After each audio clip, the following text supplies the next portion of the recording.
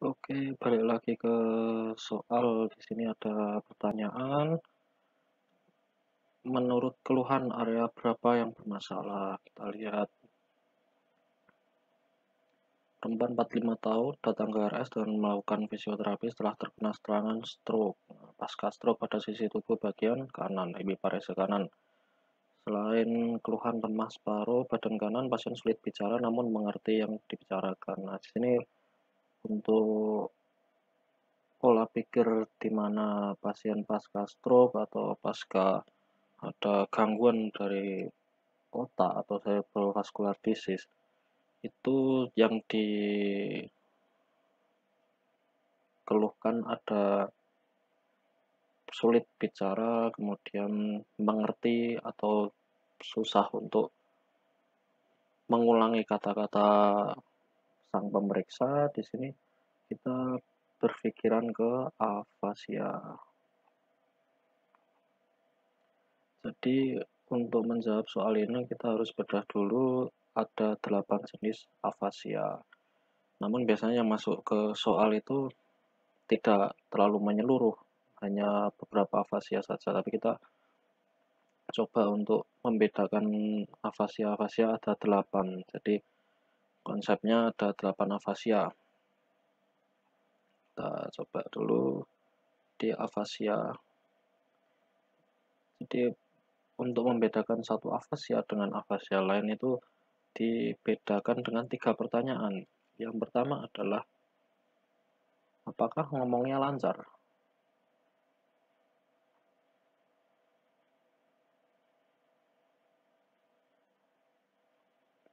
Nah, di sini pertanyaan pertama kali, dan atau yang kita nilai pertama kali pada pasien pada gangguan afasia itu ngomongnya lancar atau tidak. Nah, ini bisa tidak, bisa ya. Pertanyaan kedua setelah apakah ngomongnya lancar dari pasien ini, ya tidak terlalu spesifik ya, ngomong lancar itu pertanyaan atau kita menilai sendiri bisa ngomong apa enggak. Nah, seperti itu, bisa ngomong atau enggak pasiennya. Pertanyaan yang kedua adalah yang kita nilai adalah, paham nggak pasien ini dengan yang kamu ngomong, dengan si pemeriksa ngomong ini, pasiennya paham atau tidak. Ini bisa tidak, bisa iya, bisa tidak, bisa ya. Setelah mendapatkan dua pertanyaan ini, ngomongnya lancar atau enggak, bisa bicara atau enggak, kemudian pasiennya ini paham atau tidak dengan yang pemeriksa omongkan. Nah, yang ketiga yang harus dinilai dalam pasien afasia adalah, bisa ngulang nggak omongan kamu atau pemeriksa.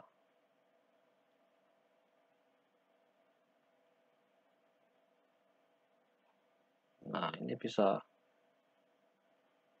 ya, bisa tidak, ya, tidak, ya, tidak, iya, atau tidak. Nah, afasia yang khas banget ini apa? Dari ngomong lancar itu tidak bisa, ngomong nggak bisa, paham juga enggak, ngulangi omongan dari pemeriksa itu juga tidak bisa. Ini khas sekali. Kalau nggak bisa semua berarti global.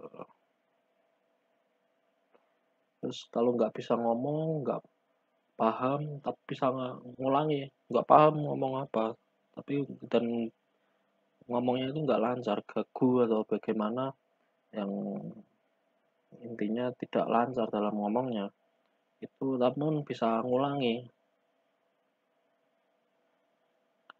sedikit-sedikit ngulangi, itu nanti masuk ke mix transkortikal. Beralih ke selanjutnya, di sini apabila ngomongnya nggak bisa, kemudian paham yang diomongkan, tapi nggak bisa mengulangi, ini masuk ke Broca. Kalau ngomongnya nggak lancar, nggak paham yang diomongkan apa, maksud saya paham yang diomongkan dan bisa ngulang. Nah, ini transkortikal lagi, tapi yang motorik. Motorik transkortikal. Jadi, kalau mau nginget-inget dari 8 bagian ini, perselang-seling itu ada transkortikal, transkortikal. Nah, yang sampingnya ini bisa global, bisa Broca, bisa Wernicke, terus bisa apa lagi.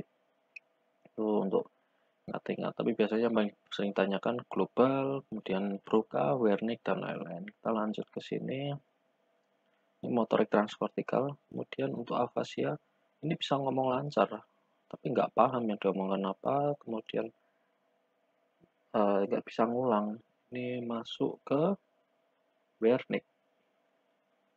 Nah, selang-seling global, Broca, Wernicke. Selang-selingnya transkortikal mix, transkortikal motorik, di sini transkortikal sensorik.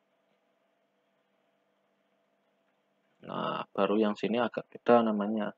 Kalau bisa ngomong lancar, ya bisa paham, ya kemudian global, bisa ngulang kata-kata, ya. Jadi masalahnya apa? Masalahnya nggak bisa memilih kata yang tepat, bingung. Nah, ini cuma anomik, afasia, anomik.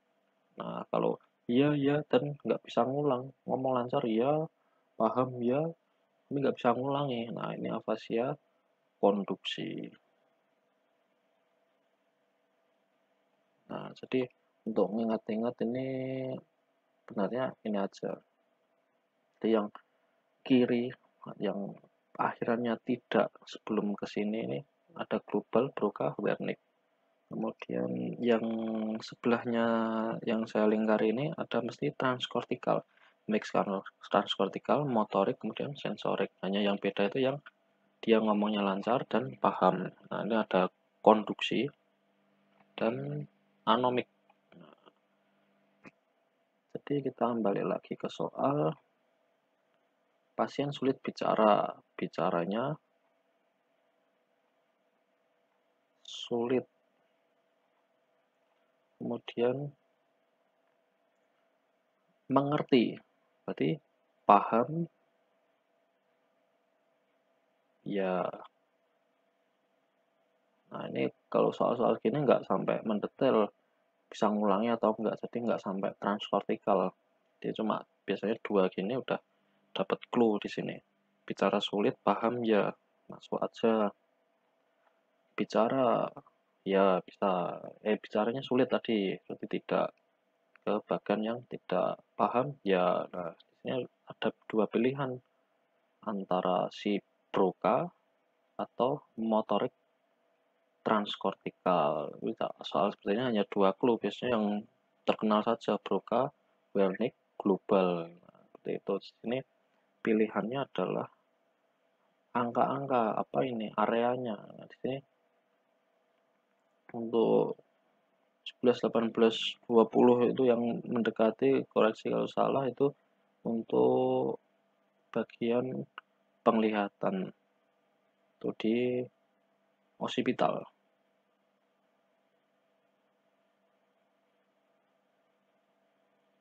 Nah, kalau dua-dua ini khasnya adalah Wernicke. Jadi agak diapalkan sedikit, dua-dua adalah Wernicke terkenal. 4445 adalah Broca. Jadi untuk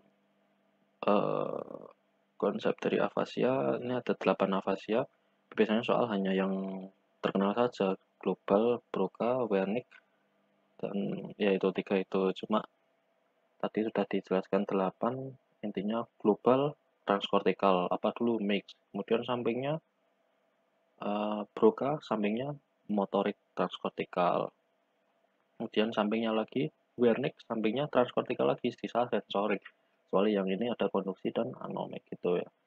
Yang penting ada 3 pertanyaan ini. Oke, untuk soal ini saya rasa cukup. Semoga membantu untuk membedakan 8 jenis afasia.